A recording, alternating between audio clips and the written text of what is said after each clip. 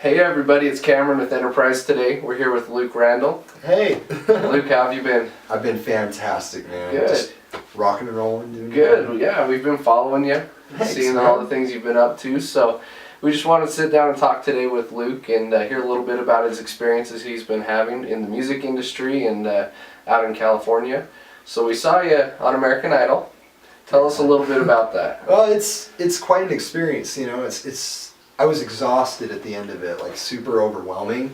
When I went in there, I had a friend, the person I'm renting from, she just said, hey, American Idol's 15 minutes down the road at the Del Mar Fair. So I was like, okay, I'll go try out. And I walked in, and I sang, and I made it to the second round. So I was like calling my friends, and I was super excited, and then it became this big deal, at least like for me. And I was kind of like, this is weird, I didn't expect that. But then I went to the third round, fourth round in San Francisco, and I sang in front of the celebrity judges. It was Keith Urban, Jennifer Lopez, and Harry Connick Jr. and great people. It was so fun. I loved it. It's super nice. Yeah, like, you know, we watched the thing. We saw you on Facebook, the things you were posting, and started on the local news channel, and you know, they interviewed you there, and then we saw the one where they let you go with the celebrities and things, and Yeah.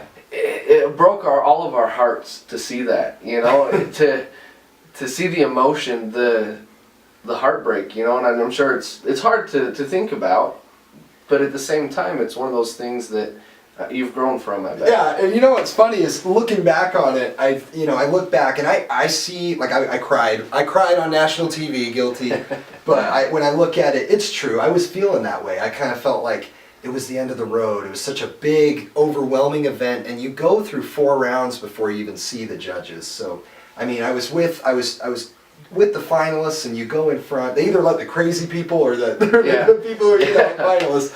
But it was so exhausting. So looking back now, I'm like, you know what? It's worked out for the best. Both opportunities, things I've learned about myself, and I mean, things I've realized just in life, so it's been great. Oh yeah, definitely. Sometimes it takes getting knocked down to our lowest point to actually realize what we want in life and build us back up, you know? Yeah. As far as the experience, what we saw on camera, what goes on behind the scenes that we didn't see? It's crazy how intense the atmosphere is. By the end of it, I slept in my car in San Francisco a couple of the nights, and then the other nights I stayed with a good friend in Davis, which is 80 miles east. But during that time, there'd be times where I was just shaking. Yeah. And everyone's shaking. Like, you don't eat. Like, we didn't bring food or anything, so a lot of people don't realize how physically and emotionally taxing the whole thing is. And to get to like the final stages, the 4th round, is intense, like by the time, and that's probably where some of the tears came from. I was just so worked up about this, and you get your hopes up, like I might be, you know, an American Idol, you know, it's exciting, and your community's behind you, you know, Enterprise really rallied behind me, and I'm so grateful for a community like that. You know, you don't find that anywhere. No, so. nothing like a small town backing, you know, and I guess one of the things that we saw was the compassion from the judges. You know, Keith Urban, you could tell that he was really nice. Jennifer Lopez, I can't remember exactly what she said, but it was something like, "Oh, baby, you're so, you know, it's just not today." Call me honey. Yeah, honey. I'm her honey. I'm Jennifer Lopez's honey. No, hey, there you go. No. So what advice did they give you? You know, something that Jennifer Lopez she's a sweetheart. She looked at me and she said, what you're singing, I sang a rock song, and so she looked at me and she said, what you're singing kind of clashes with what we're looking for. She's like, you have good energy, but it comes off a little too strong, you know, so a little bit of feedback in that way, you know, and I've kind of shaped my performances to be how I want them to be, but also to connect with people as best I can. And something that Harry Connick Jr. said, he said something that really stuck with me. Yeah. He looked at me and said, you know what? He's like, I really like you, Luke, and you definitely have a place in the music industry, but it may not be idle. You seem like you're kind of not for here. But when he said that I had a place, that meant a lot to me. Especially coming from him, he's an icon. So with him giving you those words, it's inspiring. It was very, keeps yeah, you going. absolutely. You know? So what do you see next? What's your next move? Lately, I've just, I stepped back from Idol and I realized that was something that needed to happen in my life, having that experience, and it's opened lots of doors, and it's helped get me a little bit of attention, in a good way, like maybe some shows here and there locally, and I mean this show that I'm doing for Enterprise, you know, I'm very grateful for that. Now I'm just, I'm kind of sitting back, I found a band, I'm jamming with people and just taking it easy, you enjoy life, and that's really what it's all about. It's not about money or fame, and maybe I actually admit that maybe I thought it was about that before I did American Idol. I felt like that was what I wanted, and now it's more about enjoying it and having a good life with music. Oh yeah, I mean, anybody who plays music and wants to do it for a career, you have the mentality, you see the dollar signs. Absolutely. You want to see your name up in the lights. You want to be accepting that Grammy award, Exactly. Yeah. But music, really, it all comes down to the basics. It's what you feel inside. It's your way to express emotion, good, bad, mad, sad, whatever. Yeah. It comes through these guitars. It comes through your voice. That's what music is when it comes down to it. It doesn't matter if you're playing for 1,000 people. It doesn't matter if you're playing for 10,000 people or if you're playing in your bedroom by yourself. Mm-hmm. It's all about the music. And the connections you make. I mean, you and I, we used to jam in high school. We were around the campfire, we were camping, and epic. I mean, there was like 4 or 5 people there, and we connected with music. I mean, like, I just remember I was playing something up top, and you were playing some chords, and we'd switch back and forth, and that was such a memorable experience. And just singing and having fun. And that's, in every way, that's just as special to me as something like doing a show like this for Enterprise. I mean, in a lot of ways, it's the music. It's not the popularity or the attention, it's what we have and what other musicians have. Well, and it's cool to be able to come back, to your hometown, after you've been away for a couple of years and you're coming home and playing a show. Absolutely. I bet that's a good feeling. It is. It's heartwarming. Like, I feel like people have just wrapped their arms around me and embraced me. People in the store or wherever I go, people are like, "Hey, Luke, how's it going?" And granted, I get a little tired when people are like, "How was American Idol?" And I'm like, "Okay, I've explained this to like 9 million people. We saw you cry on TV. We saw you cry on TV, Luke." And I was like, "Yeah, I'm a little baby." Hopefully I've explained a little bit why. No, just kidding. But but it's also, it can get, small towns, it's great that everyone knows your business, but at the same time it's bad that everyone knows your business.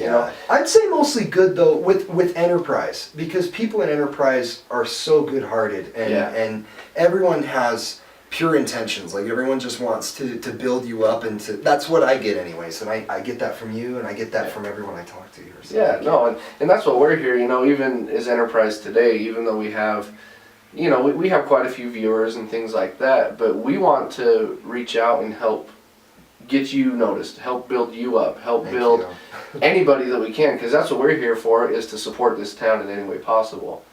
Have you thought about doing any other shows like The Voice or America's Got Talent, anything like that? Because in California you have a lot to your disposal. You're close, geographically, and I have thought about it. I feel like I'm still trying to find my niche, because I feel like personality-wise, I could probably click with a show like that. I mean, I like people, I'm outgoing and energetic, and I feel like I'm pretty authentic. I don't try to be fake about, being happy, and I really am. But I think that The Voice in those shows look for people like that.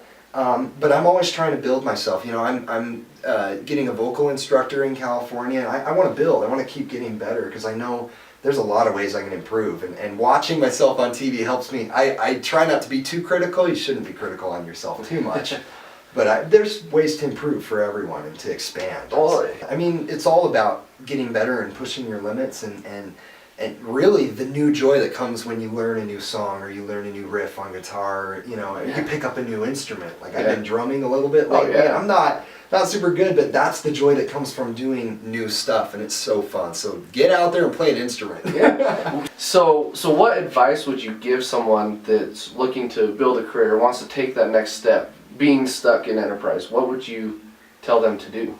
I'd probably say, I think that living in Enterprise is an advantage, because you get to see some simple elements of life. I mean, you see kind of the simple life and how easy and happy you can be. And so advice I found mostly to myself, so I'd say to other people, is learn to love yourself and embrace who you are. Yeah. And that'll reflect in what you do, whether, like, whatever your craft is. If you are a business owner, if you're an actor, if you're a musician, if you're a farmer, whatever you do, you need to embrace who you are and love you, because we live in a world where social media and YouTube and things like that, people can say whatever they want, and some people just want to hurt you, you know? Oh, yeah. There's a lot of people trying to do that. So love yourself and be true to who you are. That's what I would say. Yeah, because you're always going to have a critic.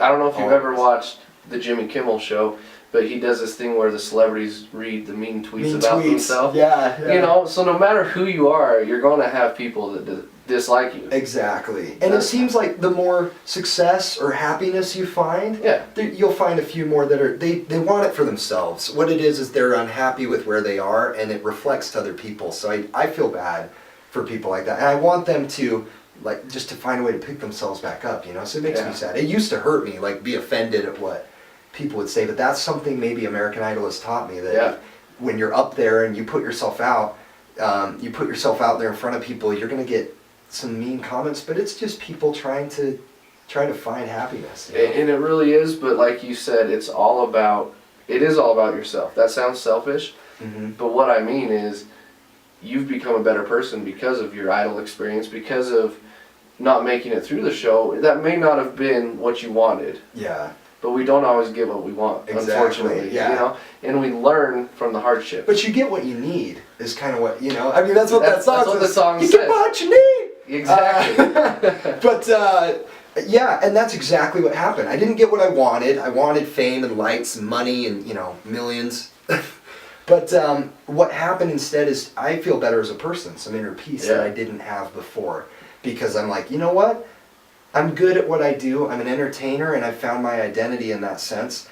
But I'm also, I'm not going to, like, feel bad if I never make it to the big stage. You know, I'm happy connecting with people like we talked about. Yeah. Just around a campfire, whatever. Oh yeah, definitely. Don't get me wrong, we both love to entertain, you know, play Exactly. and be on stage, and that's part of life, I feel like. We want to be heard. Well, we've appreciated your time here, and Thank to close, you. we'd like to know if you'd sing a song for us. Yeah, you know what? I think I know just the one. Okay. I'm going to play one called City of Angels by 30 Seconds to Mars. It was kind of what influenced me to move out to California and kind of go for the dream. So it's important. It's a special song to me, and I hope you guys like it too. Yeah.